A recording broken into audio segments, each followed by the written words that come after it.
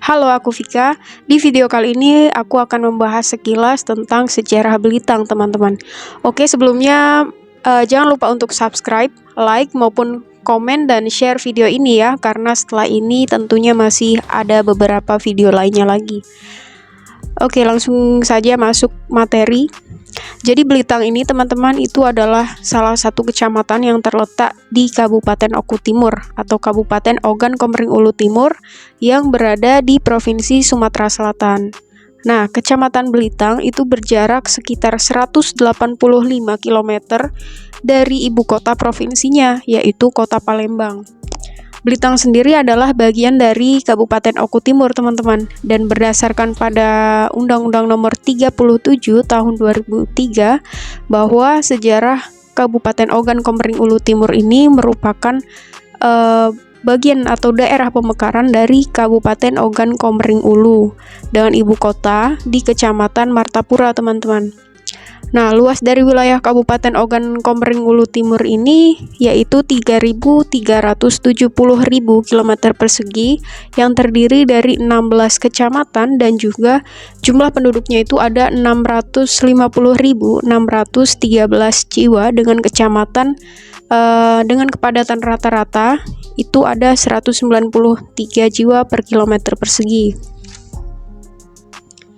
Nah, daerah Belitang ini merupakan pertemuan jalur antara dua anak sungai Komering, yaitu Sungai Belitang dan Sungai Maca. Berada di tenggara dari pusat pemerintahan Order of the Link, yaitu Martapura. Kolonisasi di Belitang merupakan wilayah Order of the Link Komering Hulu yang berpusatnya itu ya tadi di Martapura. Nah, Belitang ini merupakan tanah marga suku Komering, teman-teman, yaitu ada Madang suku 1, Madang suku 2, kemudian pemuka bangsa Raja dan juga Semendawai suku 3. Marga baru ini kemudian disebut atau dinamakan dengan namanya yaitu Belitang sesuai dengan daerah atau tempat yang akan ditinggali di sepanjang jalur Sungai Belitang itu sendiri. Nah, berdasarkan demografinya pada tahun 2021, jumlah penduduk Kecamatan Belitang itu sebanyak 51.761 jiwa dengan kepadatan 772 jiwa per kilometer persegi. Kemudian untuk presentasi penduduk berdasarkan penganutnya, untuk agama Islam itu sebanyak 95,50%, kekristenan sebanyak 4,40%, dengan rincian Katolik 3,32%, Protestan 1,08%, pemeluk agama Buddha 0,08%, dan Hindu 0,02%. Nah, Belitang ini dilalui oleh saluran irigasi buatan yang terbagi dalam beberapa bendungan, dan oleh masyarakat atau penduduk Belitang nih teman-teman itu sering dikenal dengan BK, istilah BK atau Bendungan Komering. Nah, sebutan inilah yang kemudian digunakan untuk memberi nama-nama daerah yang dibagi di bendungan tersebut.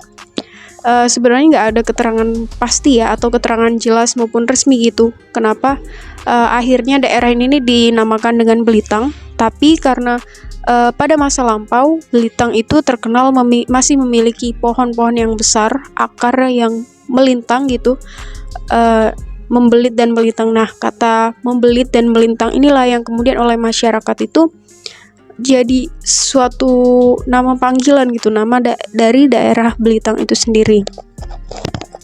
Pada masa Orde Baru, Belitang itu terkenal sebagai penghasil padi karena sektor utama mereka kan masih sebagai petani.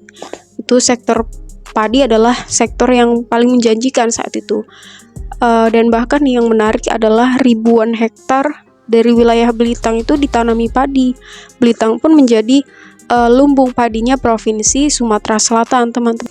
Jadi Belitang atau Kabupaten Oku Timur ini itu penghasil atau sektor utamanya yaitu tadi padi, dengan masyarakatnya mayoritas itu menjadi petani, dan juga sektor itu sudah berkembang bukan hanya lingkup lokal tapi juga sampai nasional gitu. Yang menarik adalah hampir seluruh presiden di Indonesia ya itu pernah melakukan kunjungan khususnya ketika panen raya yang ada di Belitang, seperti Bapak Soeharto, Ibu Megawati Soekarno Putri, bahkan Presiden Bapak SBY atau Presiden Susilo Bambang Yudhoyono di tahun 2005 lalu. Nah, di tahun 2015 Bapak Jokowi atau sekarang ini sebagai Presiden Republik Indonesia ya, atau Bapak Insinyur Joko Widodo itu juga mengunjungi Kabupaten Oku Timur, teman-teman, ketika panen raya di bulan Maret. Nah, saat itu Bapak Herman Deru yang saat itu menjabat sebagai Bupati Kabupaten Ogan Komering Ulu Timur itu menyampaikan apa sih upaya ataupun strategi yang dilakukan untuk peningkatan pangan khususnya di bidang pertanian ini di wilayah Oku Timur sehingga tiap tahunnya itu mengalami surplus. Dan tak hanya itu, teman-teman, ternyata dengan pemaparan ini tentunya Bapak Herman Deru itu sudah mewakili dari seluruh daerah penghasil pangan mengenai strategi atau kebijakan apa yang dilakukan untuk meningkatkan surplus pangan tiap tahunnya. Nah, bahkan hebatnya di tahun 2015 itu terjadi surplus beras itu mencapai 500.000 ton beras. Coba bayangkan, teman-teman, itu luar biasa, segitu banyaknya peningkatan surplus ya tiap tahun. Saat itu Bapak Joko Widodo begitu mengapresiasi langkah dan strategi kebijakan yang dilakukan oleh masyarakat Oku Timur untuk meningkatkan surplus pangannya, terutama hasil pertanian ini tiap tahunnya. Dan itu pun menjadi ini ya, salah satu contoh yang baik bagi daerah-daerah sekitarnya. Nah, karena dapat dikatakan bahwa Oku Timur ini adalah penghasil beras, itu bukan hanya lingkup lokal saja, teman-teman, tapi lingkupnya itu sudah nasional. Dan Indonesia seluruh wilayah itu tahu beras dari Sumsel gitu. Nah, sampai saat ini aja nih, teman-teman, kalau ada orang yang berasal dari luar wilayah dan mereka ke Belitung atau ke wilayah Oku Timur, itu biasanya mereka gak lupa tuh rela beli beberapa karung beras atau beberapa kantong beras. Mereka beli di wilayah ini karena selain harganya terjangkau, kualitas berasnya juga bagus. Jadi berdasarkan pengalaman aku juga nih ya, jadi ada cerita sedikit bahwa aku pernah naik travel dari Indralaya ke Belitung. Jadi si bapak travelnya itu kan beliau domisilinya di Palembang. Nah, karena tahu si bapak travelnya itu tadi mau ke Belitung, jadi ada temennya itu rela untuk nitip beras, 2 karung beras itu pada bapak travelnya. Jadi keren sekali, itu luar biasa. Salah satu